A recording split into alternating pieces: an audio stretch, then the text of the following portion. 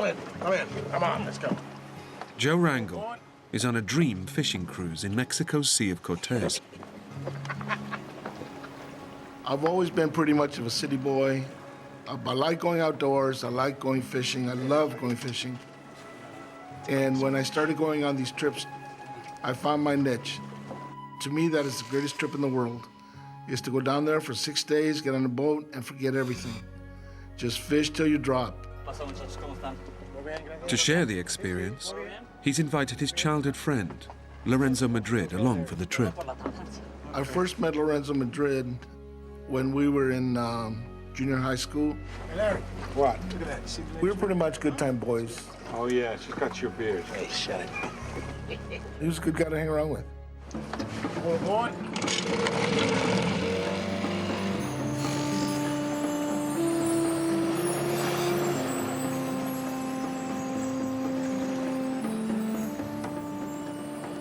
The men are based on a tour ship anchored off Guardian Angel Island, 20 miles from the Mexican coast. The east side of the island is popular with fishing tours, but today their local guide, Pepe, is taking them to a remote cove on the more exposed western coast. It's quiet, it's desolate, you're all alone. Here she comes, come on. It's like fishing nowhere else in the world.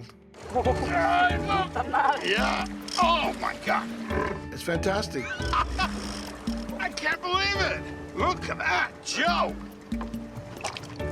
Try another lure. Get out of here. You think I don't know what I'm doing? Well, how many have you caught today? Nothing.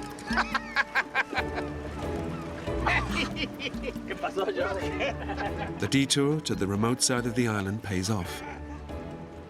After a successful day's catch, the two friends are more than happy with their guide, Pepe. He's a nice kid. He's outgoing, willing to please.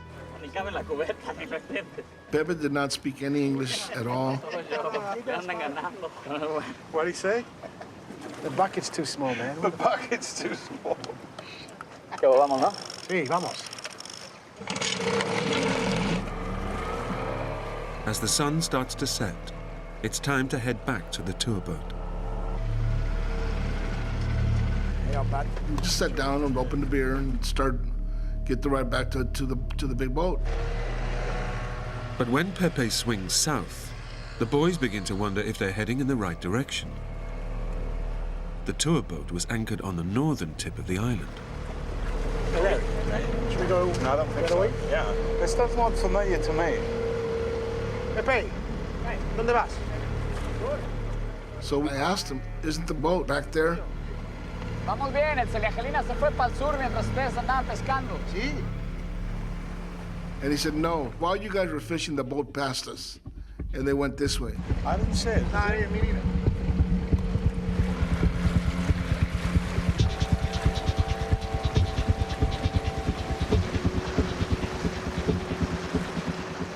We figured he's a professional, he knows what he's doing, he knows where he's at.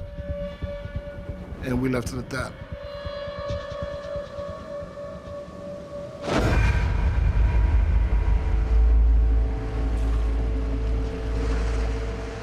But after an hour, motoring south along the island's coastline, there's still no sign of the tour boat.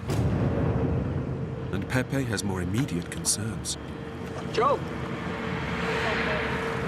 Ya no hay gasolina. ¿Cómo queda la poca gasolina? He tells us, I think I'm running out of gas. What's up? No fuel is what's up. Oh, it just gets better. It was a bad situation, it was dangerous. They have just minutes before the engine cuts out. And without power, Joe knows they can't steer the boat and could easily be swept out to sea by the currents. I said, let's beach this while you have power. Pepe, vamos a la playa. ¿Qué playa? Pura roca, no puedo para allá. Their only hope is to make it to land. But the island's coastline is a fortress of jagged rocks and sheer cliff faces. He said, there's no beaches. This whole island is rocks. They know they have no option but to try to reach the shore. Between the current and the sharks, I'd rather take my chance on land than out in the water. Vamos. No me quiero estrellar, no puedo estrellar. Vamos por ella. A la playa, vamos.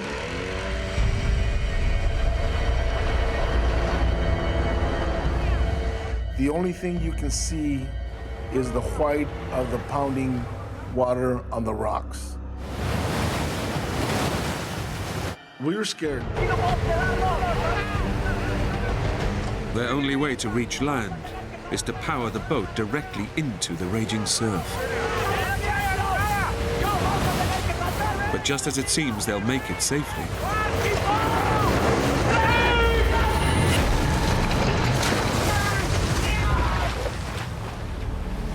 A surge of water hit me from behind and forced me into the rocks.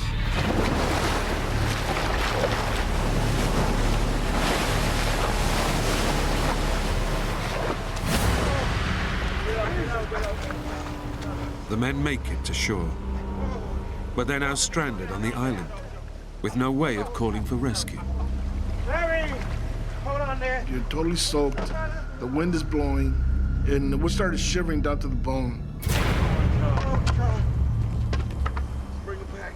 The men search for driftwood and build a fire, Made a fire before. using up their last few drops of fuel to get it going.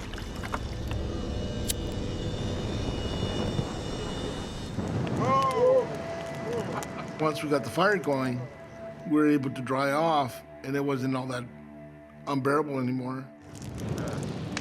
Not so bad now, Larry. We knew it should have been an easy thing for the big boat to pick us up the next morning. It's calls for a beer. The men resign themselves to a night out in the open, believing their stay on the island will be a short one. Boat will pick us up in the morning. We out.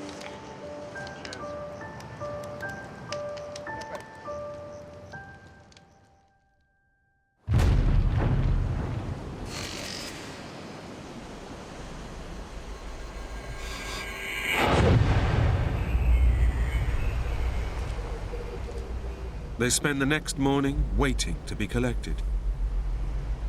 My guess was that we would be picked up no later than noon. All we have to do is just wait, and the boat should be here. Midday comes, and there's no sign of rescue. Now it's getting a little bit more serious as the day is wearing on. We need to get out of here. Mid-afternoon, and Pepe drops a bombshell. I said, well, I don't think they're gonna pick us up. The men are washed up on the side of the island that fishing boats never visit. Their tour boat won't look for them here. They're not gonna come this way. They're not gonna look for us.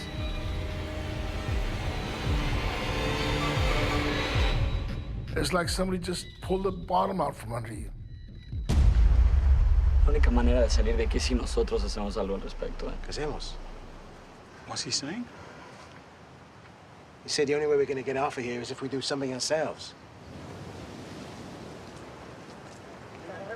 Pepe comes up with an audacious plan to get them back to the mainland. Si no tiene agua, pero la podemos sacar con la cubeta. Si a Larry le podemos dar la cubeta, unos remos, se puede buscar para... He says we can bail it out. Get it on the sea. Maybe we can use it. Is he serious? He said, we can take this boat across. We can row across. Larry puede sacar con la cubeta. Between the three of us, we can get it over there.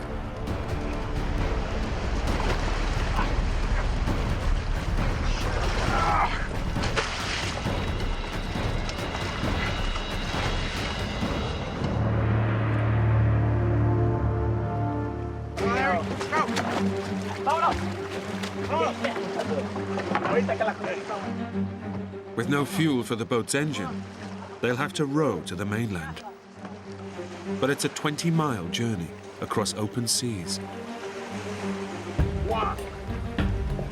It was an unbearable hot day, probably close to 100, but it felt good to be doing something. Out. Get the rhythm. In. Keep this up, guys. We're gonna make it. In. We actually thought we could make it.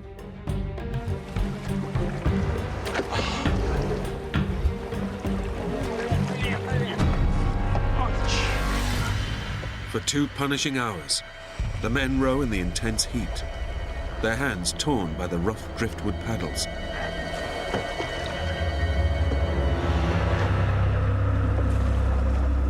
I'm getting exhausted. I am getting to the point where I'm just gonna drop.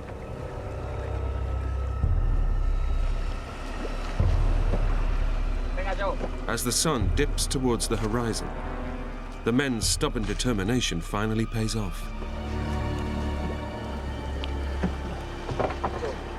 ¿Qué es eso? Mira, mira, mira, para allá, barcos. ¡Hay barcos!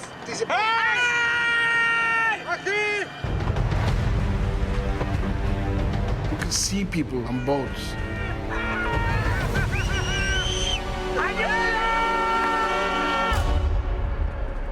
They didn't hear us. They didn't hear us. They didn't look. They didn't do anything. They can't see us. Joe, keep paddling. The men push on, hoping to close the distance to the shore.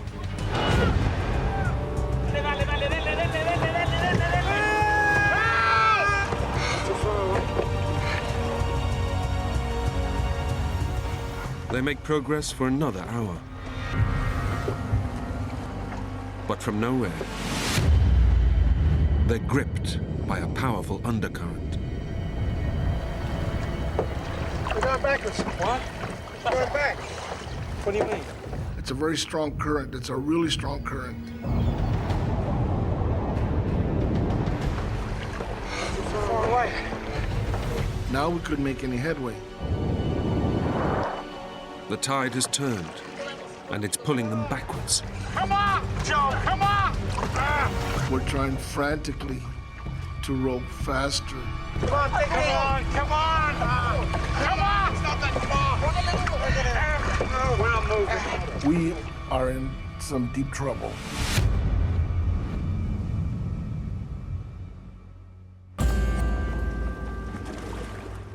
As night falls, the men give in to their exhaustion. But as they sleep, they're being dragged back, ever closer towards the rocky shores of the island. Joe, Larry. ¡Despierten! ¡Nos vamos contra la roca! Joe, wake up! It rocks! Stop paddling, buddy! Come on now! Come on! The current was going to take us wherever it wanted. We're going to crash, and we're going to crash hard.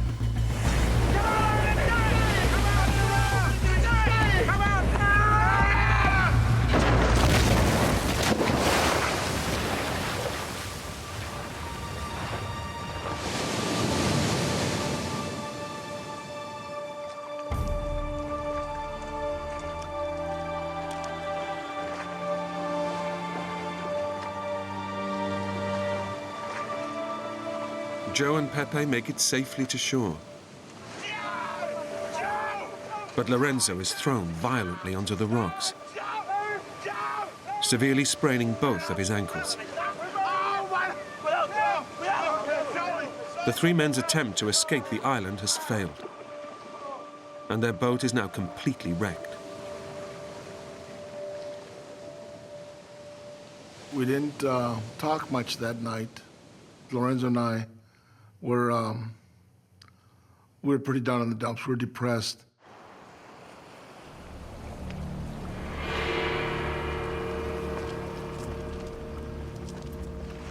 Those castaway bottles kept us alive. But as the days went on, we were finding less and less water. Water. We found maybe 6 ounces a day, maybe, that we would have to split 3 ways.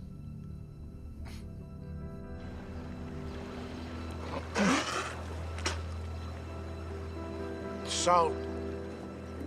When their precious few drops of water finally run out, they know they won't survive in this heat for much longer. Their hike north is now a race against time.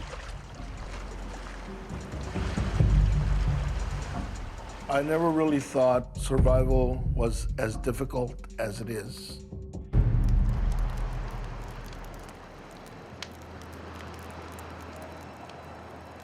After a week stumbling through the water, Joe has deep cuts in his legs. They're becoming infected, and blood poisoning is now a real threat. If it sets in, it could kill him within hours. This could be a lost cause.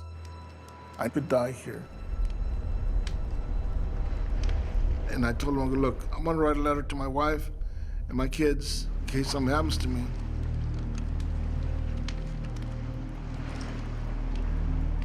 I love you all. Don't blame anybody of what happened to me. I put myself in the situation and I died here, but it's just something that happened. Joe asks Lorenzo if he too wants to write a message to his loved ones. Hey, Larry. No. I don't want to do that right now. And he said, no, I don't want to do that. Not yet. I don't want to be doing this. Maybe he didn't want to really face a situation we're in or what the outcome might be.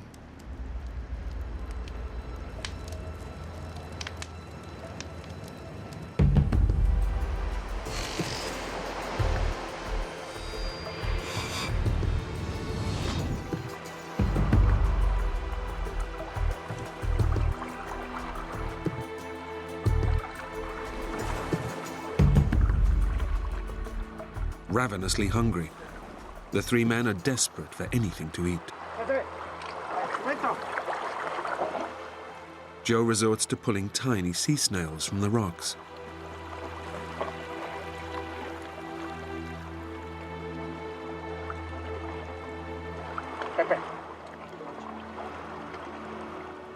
I gave one to Lorenzo. I go, here, eat it. And he looked at it and said, I'm not going to eat that. I knew that he had to have something, but at the same time, I can't force it down his throat. He'd have to eat it because he wanted to.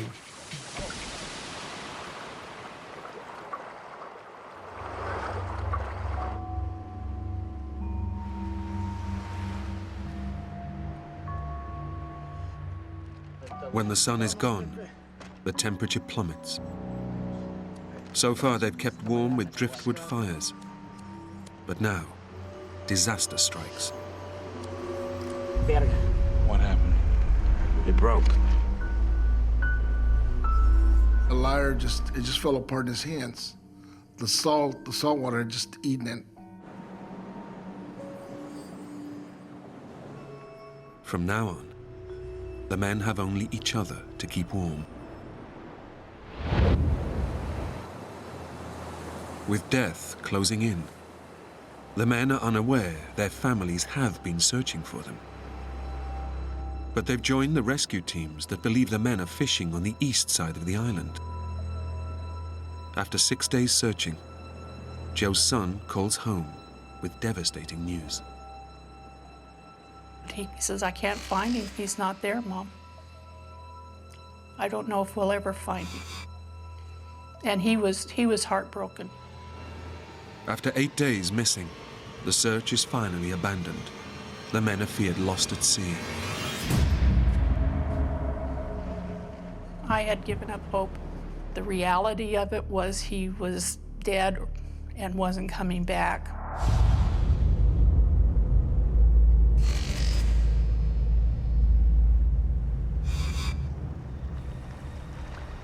The men struggle on northwards. But still, there's no sign of any fishing boats. Lorenzo is becoming increasingly depressed and irrational.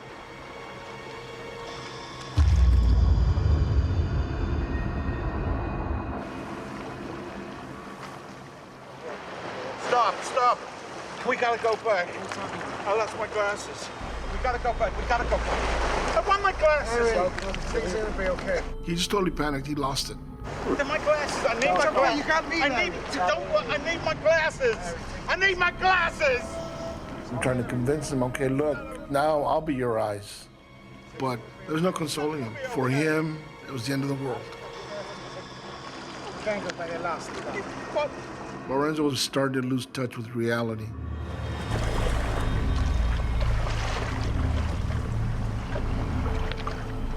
Joe.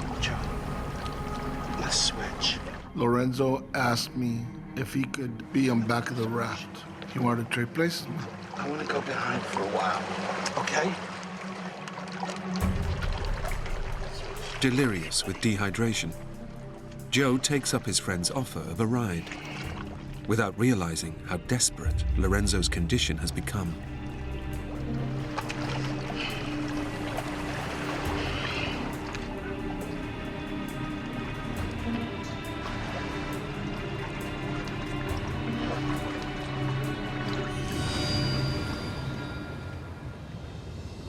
I heard a gurgling noise behind me. Larry! Larry! And I turned around, Larry! and his head is underwater. Larry! What are you doing? Larry! Larry! I told Pepe, he's in trouble. We must get him out of the water. Ayúdame, Joe. Joe, ayúdame. Joe, agárrame los brazos. Larry! Larry! Get him up! Larry! Larry, está bien. I'm talking to him, and there's no response. Larry! Larry. The look on his face it wasn't right. Larry! I start checking for a pulse. I checked his neck, his wrist. It was just nothing.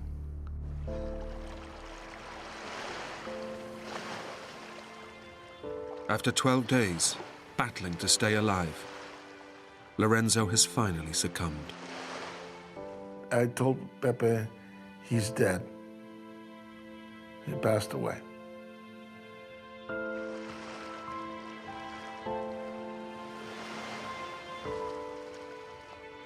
He just died, and I couldn't do anything. That's probably the worst moment of my life.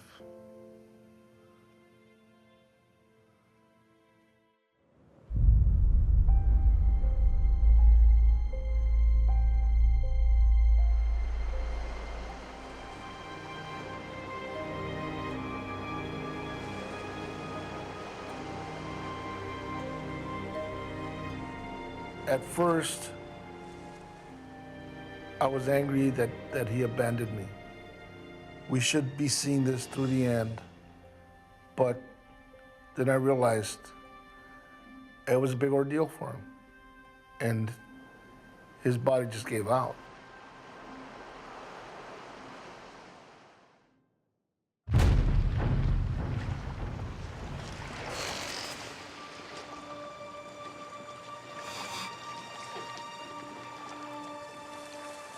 Joe decides to leave his best friend's body on the beach, in full view of the ocean and any passing boat.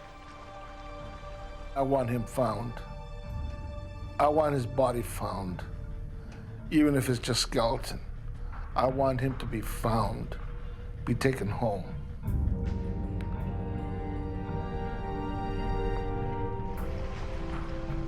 I'm gonna come back for you. I said my goodbyes to him, and I told him that I have to leave. It broke my heart.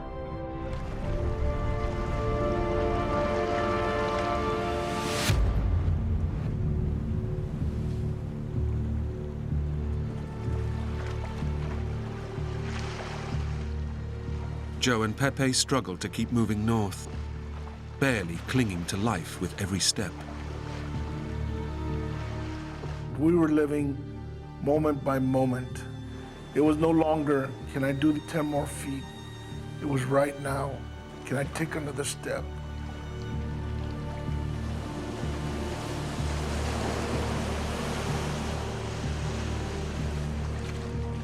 Battling his diabetes, it's a miracle that Joe has survived 13 days without food or proper water. But now he fears the end is near, and he faces an agonizing, anonymous death. If I die, Nobody is ever gonna find my bones. I was at rock bottom.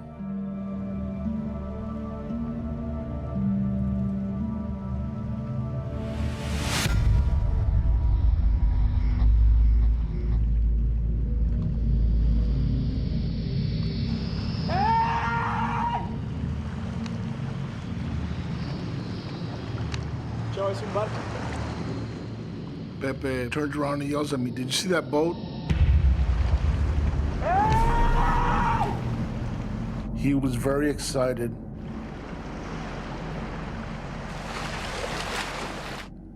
I didn't think there was a boat. I thought he was hallucinating.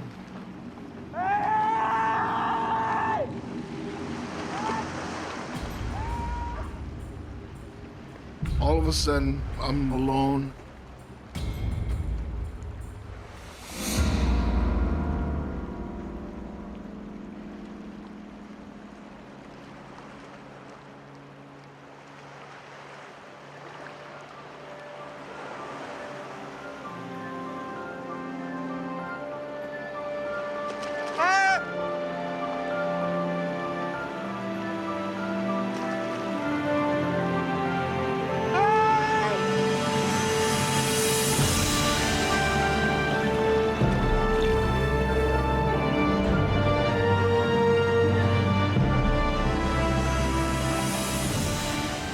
Joe and Pepe are finally saved by two Mexican fishermen.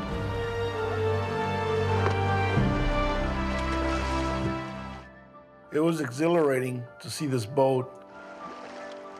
Thank God this is over. I was relieved, like a big burden had been lifted off my shoulder. That afternoon, Joe's wife, Margaret, gets a call from her son. He says, they found Dad. He walked out this morning. The fisherman picked him up. He's okay. I mean, I was elated, but at the same time, I just knew that there was more wrong. He told me that Lorenzo has passed away. And I says, oh my God. Seeing my wife, my son, my daughter, all of them, it was great. I just felt bad that Lorenzo wasn't there to share it. Lorenzo's body was recovered and taken back to his wife and family in the US. If Lorenzo had gone one more day, he would have been with us. He'd be here now.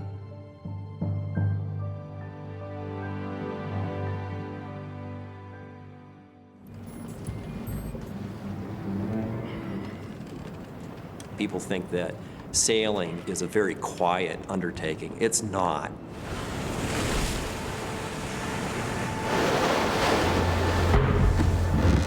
Big waves are slamming against the side of the boat. You get this quite jerky motion, but I was still able to kind of lie down, and I was kind of half asleep.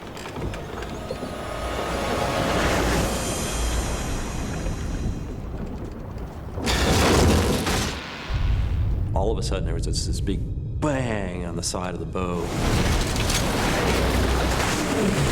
There was just this huge flood of water immediately. Steve has no idea what he's hit, but the boat's hull has been torn apart.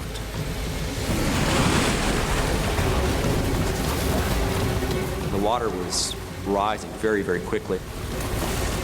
Within seconds, the water is above his head. I just thought, this boat is going to be underwater. I'm going right to the bottom.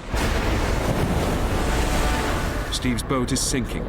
He knows he has seconds to get to the life raft up on deck.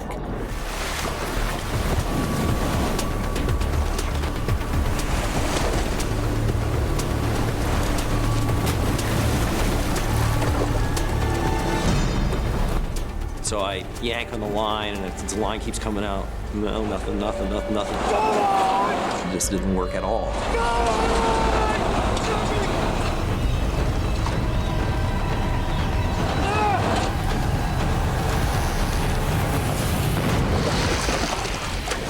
Finally, boom, it pops open.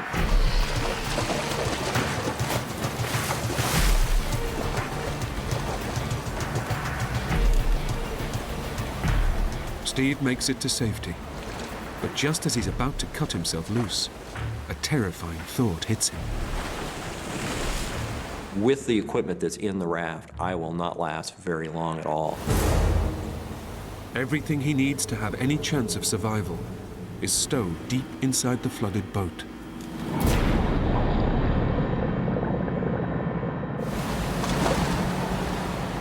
It was essential that I go back on the boat and dive down and get equipment. Even though I realized that the boat could slip under the waves at any moment. Against every instinct, he knows he has no option but to dive back down into the sinking boat.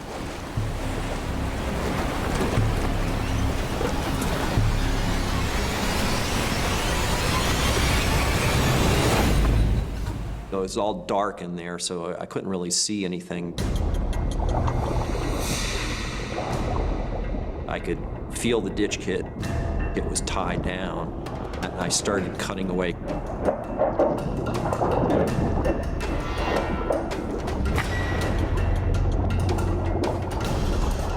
Steve frees his emergency supply kit. But just as he makes it to the exit hatch, The hatch slammed closed.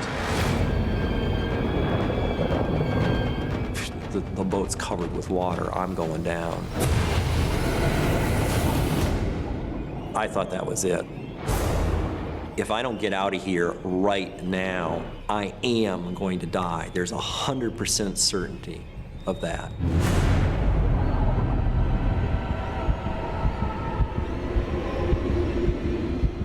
but just as Steve's lungs are about to burst, a huge wave breaks across the boat.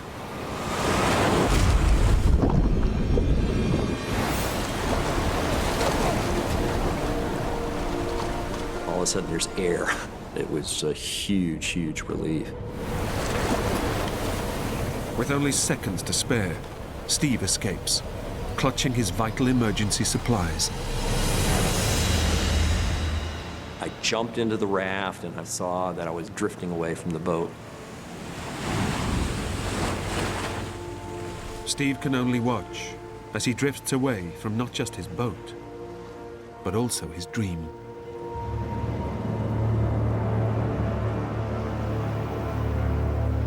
I went drifting off into the middle of the Atlantic Ocean.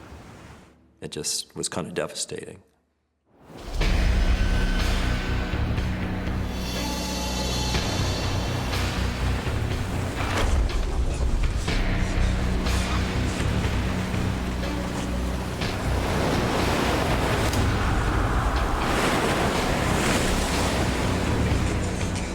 That first night, it blew hard. Really cold and really wet and really scary. I was shivering a lot and I was worried about dying of hypothermia. I might not make it till the morning.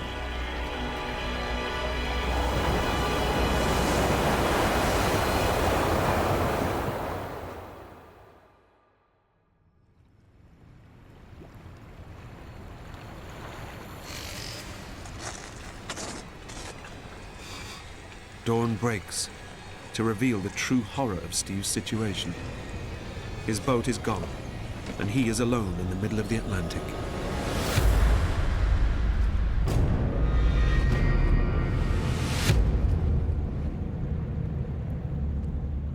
I'm a long way away from anybody, and I'm in a very empty part of the ocean as well.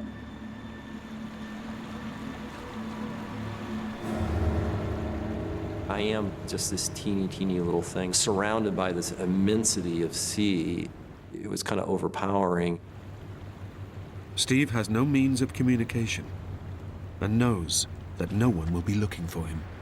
I told people at home, I gave them 5 or 6 weeks after I left the Canary Islands as being, don't worry about me if I don't show up this time. Steve calculates he's 1,000 miles from land and completely at the mercy of wind and currents as they push him further westwards, out into the ocean. I was in a place where there was basically no shipping, and I really needed to get to the shipping lanes to have any chance of being picked up at all. Steve estimates that the shipping lanes are 350 miles further west. But even if the winds still push him in the same direction, it will take him at least 2 weeks to get there. And he only has a tiny supply of emergency drinking water. I was worried. I had 8 pints of water, which theoretically was good enough for maybe 8 days. Without enough water, he has almost no chance of making the shipping lanes alive. It's a great irony that the world's biggest desert actually is the ocean. You can't drink any of the water there. There's no shade, and my chances of survival were almost hopeless. Along with a harpoon and a few other supplies he rescued from his boat, Steve discovers 3 emergency water purification kits, known as solar stills. The solar stills that I had were created during the Second World War for downed pilots. I never knew anybody who'd actually used them before. I've got 8 pints of water. It's over 2 weeks before I reach the shipping lane. So the solar stills were absolutely critical to any long-term survival. Steve fills the still with seawater, knowing that the heat of the sun should separate the salt from the water.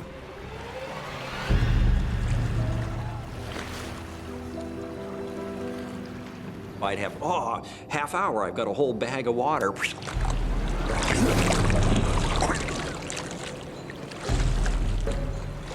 I kept trying them again and again and again. Steve cannot figure out how the solar stills work. It's seawater, it was just seawater, it just didn't work at all. And now he faces his first full night adrift in the ocean.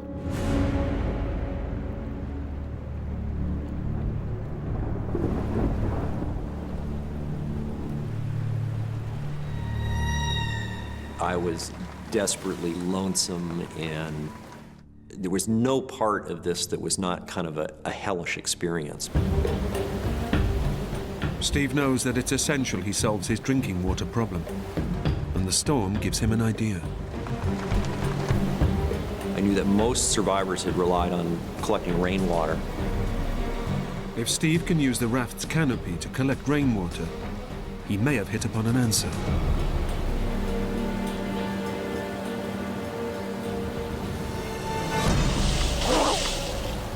It was pretty much like drinking somebody's vomit. It was just so awful, it was undrinkable. The orange pigment from the canopy contaminates the water. I decided I'm never going to drink the water off the canopy. It was just too dangerous.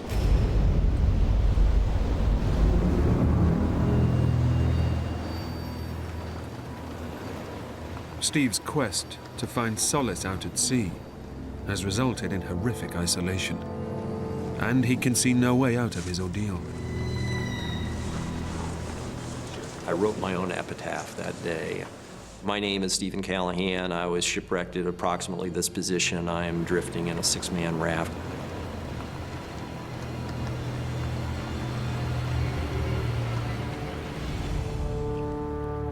I thought that I could go indefinitely as long as the raft was in one piece, and now the raft isn't in one piece anymore. Maybe this is going to be the end of the line. With the crucial bottom ring of his raft damaged, it is now too unstable for Steve to fish or collect water. It was like I was walking in rubber quicksand. Plus, it's not really drifting very fast with the wind. So I'm not going to make it if I don't find a solution. I kept getting a repair on there, and I wound stuff around it really tight, and I'd pump it up.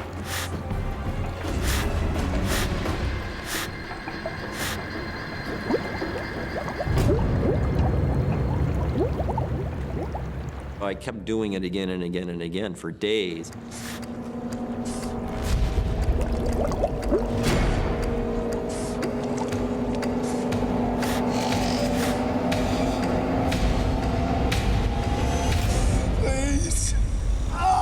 It was really very depressing because I just didn't think that I could fix it.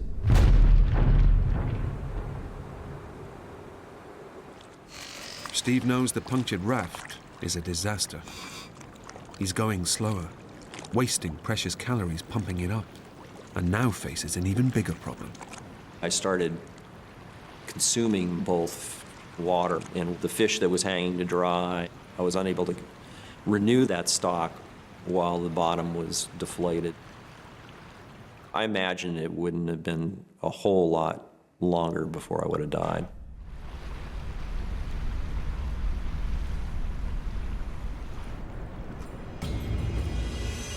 For 10 days, Steve exhausts himself trying to keep the raft inflated, but fails.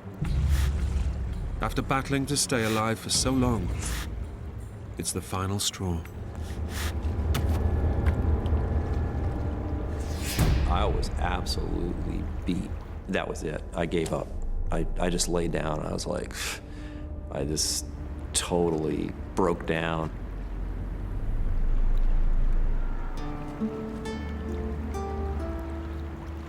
You're gonna die all alone in the middle of the ocean. You've never done anything successful in your life. I only had failed marriage, failed relationships. I'd never really given enough of myself to anybody. I just wasted a life. Starving, thirsty, and without hope, Steve feels that death is now a certainty.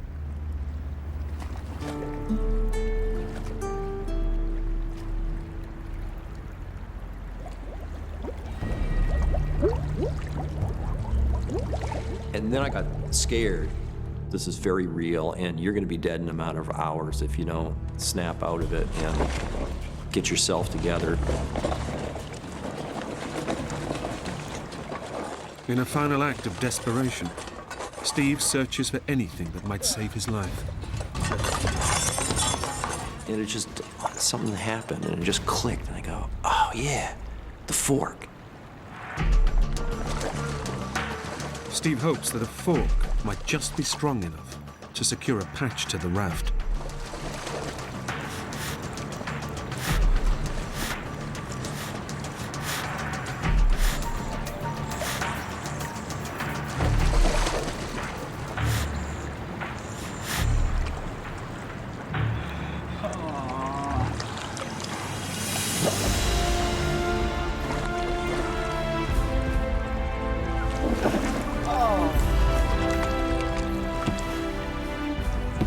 Jump around and jump for joy or anything, but that was just like the hugest victory of my life.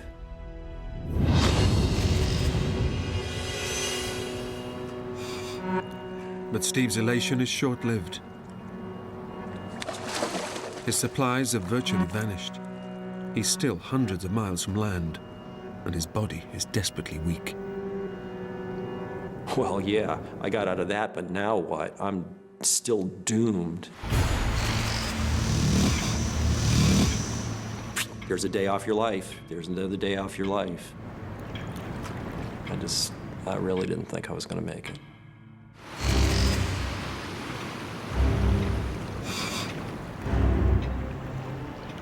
It really was a period of just hanging on. Oh my God, this is such marginal life. Looking at my watch and thinking that minutes had passed, looking at it again and it being like 30 seconds had passed. It was like, it just seemed to drag on a really long time.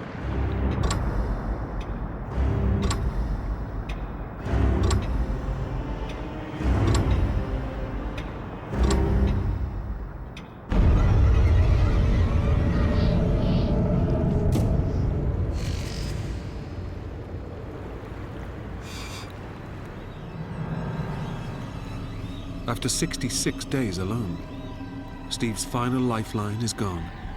His solar stills have reached the end of their working life.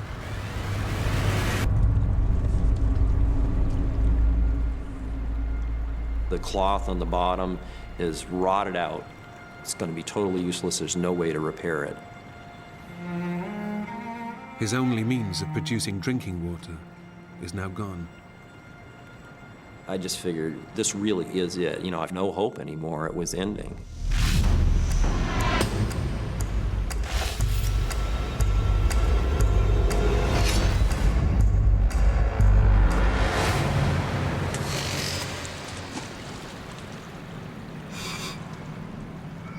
Steve now only has 3 cans of emergency water left, and his body's toxic salt levels are pushing his sanity to the limits. The physical part of me is going, hey, there's water over there, let's go snag that. But there was that overbearing rational part of me that was going, no, I don't care. Unless, you know, you are dying, you're not getting into that right yet.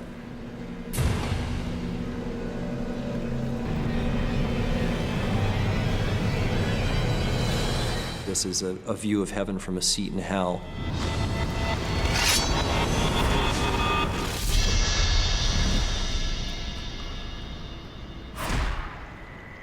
Alone on the ocean for over 70 days, Steve's body and mind are now shutting down.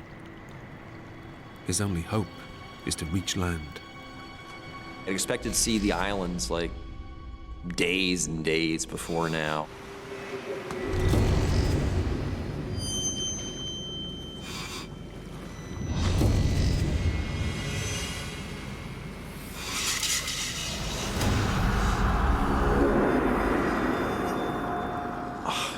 I should be reaching the islands. I should be seeing some sign of reaching the islands.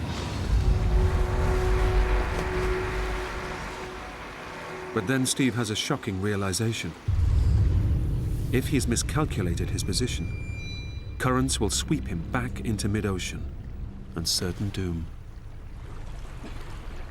Maybe I'm way north of the islands, next stop England, you know, 8 months from now. So that was tough. I was very worried that I had screwed up and I wasn't going to make it. I just don't know anymore.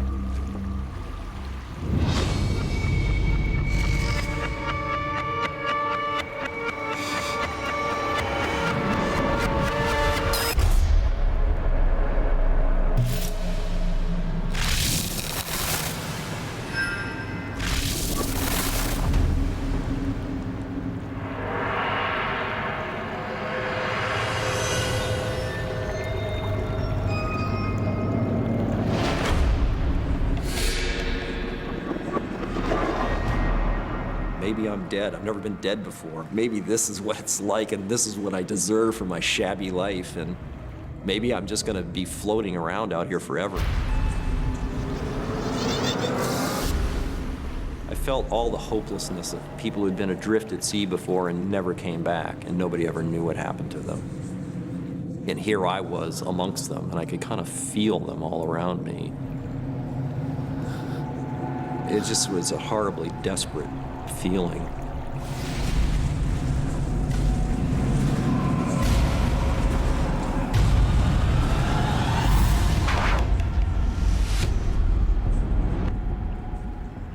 It was over. I was just done. I had no more to give.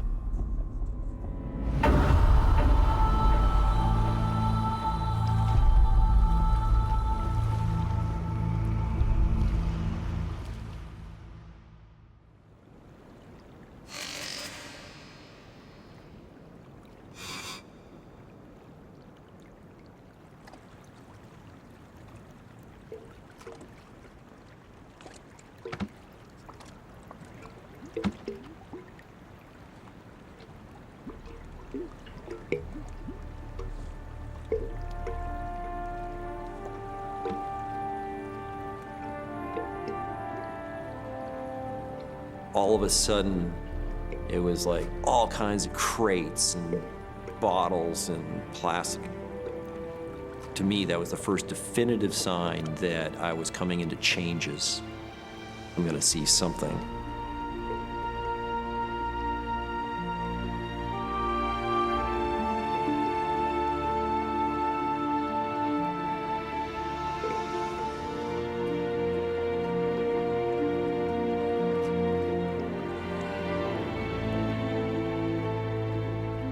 The sun rose. It was like, pff, there's an island in front of me. I couldn't have been more than 10 miles out.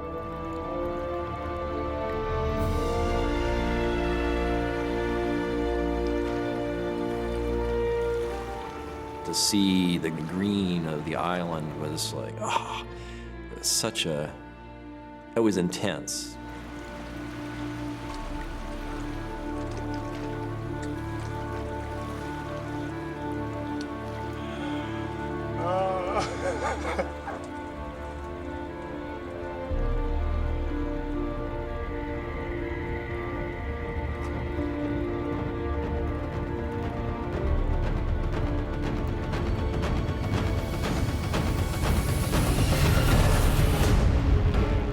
But to his horror, Steve realizes that the island is an impregnable fortress of vertical cliffs and razor-sharp coral reefs. Oh my God, I've come all this way, and there's no way I can make a landing. After enduring so much for so long, Steve can't let salvation slip away from him at the final hurdle. This voyage is ending today. No question about it. One way or the other, this is going to come to an end.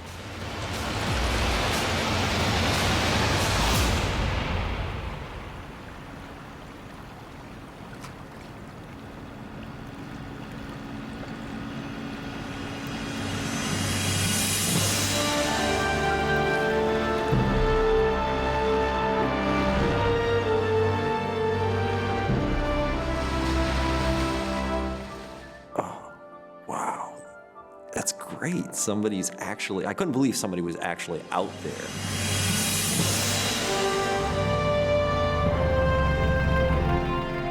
On the morning of his 76th day adrift, Steve is spotted by some local fishermen.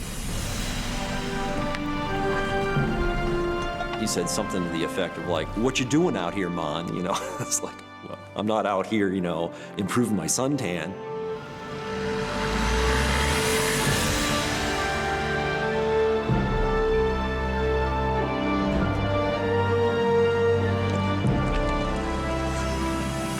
My senses were like plugged into an electric circuit somehow. They were all amplified so that every color was like really, really vibrant and every smell was really, really intense. It just was like heart-wrenching. It was so beautiful to me. Having endured 76 days in his tiny raft, Steve's leg muscles have atrophied and he weighs just 100 pounds.